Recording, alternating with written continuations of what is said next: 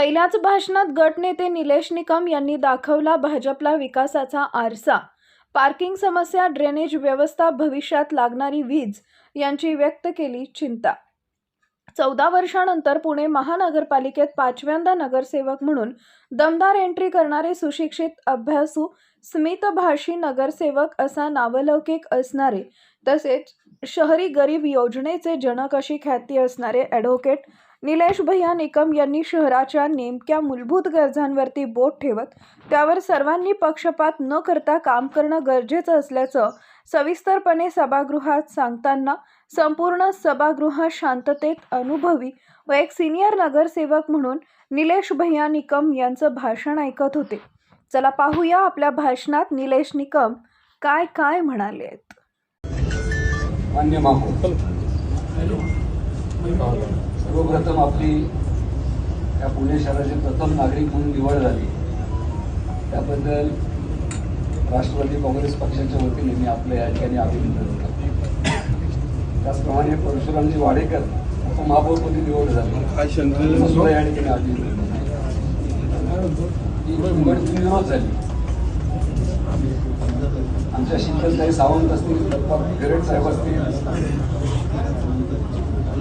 अश्विनीताई लांडगे असतील, साई केदारी असतील, यांनी एक चांगलं जेस्चर दाखवून सभागृह नेते गणेशजी बिडकर यांनी जे आवाहन केलं की आपल्याला पुणे शहराचे 2 महत्वाचे कारभारी गेले, मोठे सामाजिक कार्यकर्ते डॉक्टर बाबा आढाव गेले, यांच्या कार्याला आठवण्यासाठी जी काही आपण श्रद्धांजली वाहणार आहोत आणि त्यासाठी आपल्याला थोडासा वेळ लागणार आहे. म्हणून ही निवडणूक आणि अजितदादांना आणि या सगळ्यांनाच आपल्याला श्रद्धांजली व्हायची आहे. म्हणून ही निवडणूक बिनविरोध करावी. त्यांच्या आव्हानाला सगळ्यांनी प्रतिसाद दिला. त्या सगळ्या मंडळींचं सुद्धा मी या ठिकाणी अभिनंदन करतो. मला वाटतं भारतामध्ये एक रेकॉर्ड झाला. ज्या महापौर आता बिनविरोध निवडून आल्या त्या सभासद म्हणून, नगरसेवक म्हणून सुद्धा त्यांच्या प्रभागामध्ये बिनविरोध निवडून आल्या. आणि उपमहापौर जे आहेत ते पती आणि पत्नी अशा दोघांनी उपमहापौर पद भूषवणार आहे. हे पहिलंच कपल असेल दाम्पत्य असं.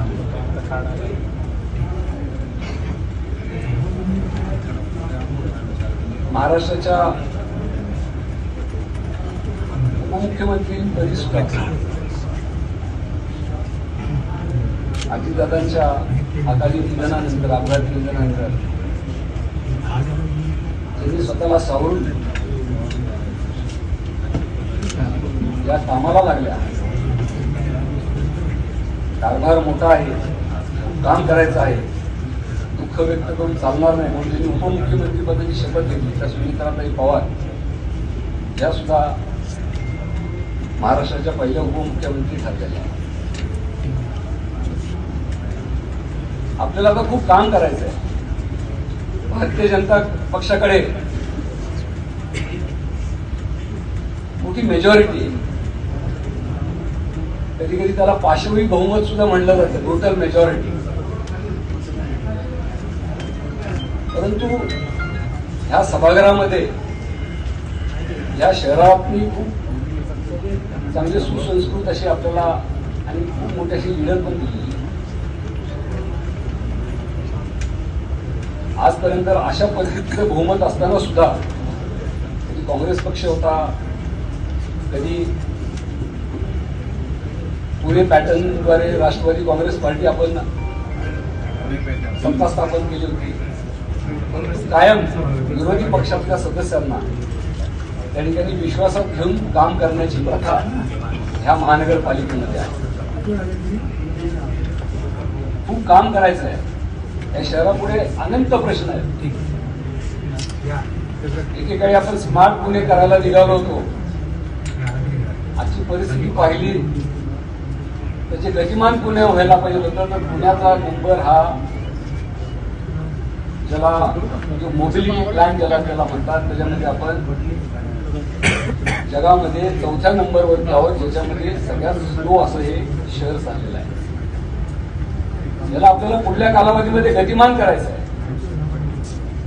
त्यासाठी रस्ते, पूल, फ्लायओव्हर्स आपल्याला खूप मोठ्या प्रमाणावरती बांधावे लागतात. जे डीसी रूल्स जे आलेले आहेत UDCPR नुसार, त्या UDCPR मध्ये प्रचंड असा FSI दिला गेलेला आहे. साईड मार्जिन्स कमी केले गेलेले आहेत. बिल्डिंग अशा अंगावर पडतील की काय, वरनं कोणी एखाद्या लहान मुलांनी चमचा जरी टाकला तर तो खाली रस्त्यावरती येऊन पडेल की काय, अशी परिस्थिती निर्माण झाली. पार्किंग जे होतं, मॅन्डेटरी पार्किंग प्रत्येक फ्लॅट वाईज, दुकान वाईज, थिएटर वाईज, त्याच्यामध्ये सुद्धा निम्म्याने कमी केलं गेलं. त्यामुळे वाहनं आता तुम्हाला पुढल्या कालावधीमध्ये रस्त्यावरती सगळी वाहनं दिसणार आहेत. मोठ्या प्रमाणावरती ड्रेनेजची व्यवस्था करावी लागणार आहे, पाणी द्यावं लागणार आहे, इलेक्ट्रिसिटी केबल्स टाकण्याकरता डक्ट्स ठेवायला लागणार आहे, नेट कनेक्टिव्हिटीसाठी डक्ट्स ठेवायला लागणार आहे. आणि त्यासाठी आपल्याला पुणे महानगरपालिका म्हणून पुढल्या कालावधीमध्ये आपल्याला सज्ज राहावं लागतं. त्यामुळं माझी अशी विनंती राहील, जी कामं आवश्यक आहेत, विकासाची आहेत, त्यासाठी आपण सगळ्यांनी त्याला प्राधान्य दिलं पाहिजे. केंद्रामध्ये, राज्यामध्ये राष्ट्रवादी काँग्रेस पक्ष हा भारतीय जनता पक्षासोबत किंवा इंडिया सोबत काम करतो.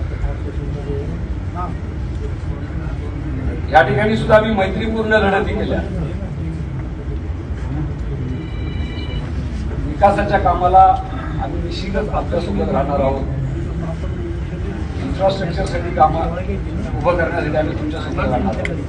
परंतु जिथे जिथे आम्हाला दिसेल की पुणेकरांचं ह्या ठिकाणी हित नाही, या ठिकाणी पुणेकरांच्या पैशाचा अपव्यय होतोय, पैसे वाया जात आहेत, एस्टिमेट फुगवले जात आहेत, त्या ठिकाणी मात्र आम्ही कडाडून विरोध करणार आहोत. किंबहुना ती आमची सगळ्यांची जबाबदारी असणार आहे. या सभागृहामध्ये महात्मा फुले या सभागृहाचे प्रतिनिधी होते. त्यांनी समतेचं धोरण या संपूर्ण देशाला दिलं. पुढल्या कालावधी बाबासाहेब आंबेडकरांनी जेव्हा ही घटना दिली त्यावेळेस इक्वॉलिटी, समता याच्यावरती फार मोठा प्रमाणात भर दिला गेला.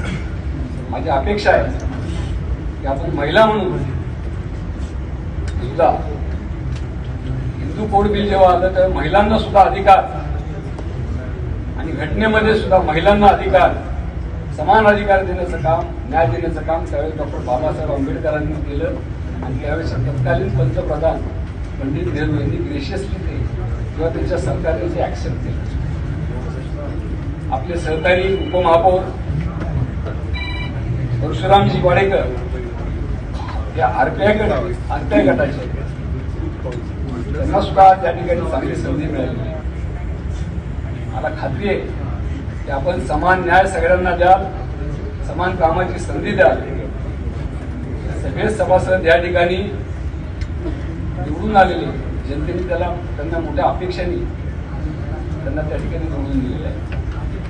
त्यांच्या प्रभागात जी कामं झाली पाहिजे, त्यांना न्याय मिळाला पाहिजे, याची काळजी तुम्हाला आम्हाला सगळ्यांना घ्यायची. परंतु सगळ्यात जास्त जबाबदारी मान्य महापौर, मान्य उपमहापौर आणि पुढे होणाऱ्या सगळ्यांची असणार आहे.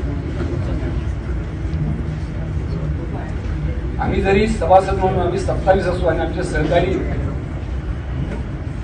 राष्ट्रवादी काँग्रेस शरद पवार गटाचे आम्ही 3 जण असलो तरी या कामकाजावरती आम्ही बारीक लक्ष असणार आहे.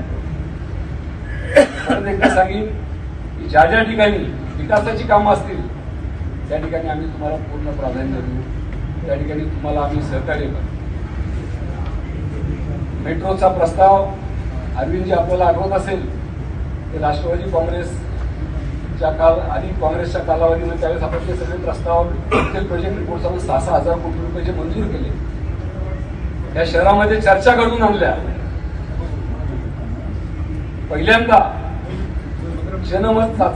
चाचणी या सभागृहामध्ये महानगरपालिकेच्या इतिहासात पहिल्यांदा झाली.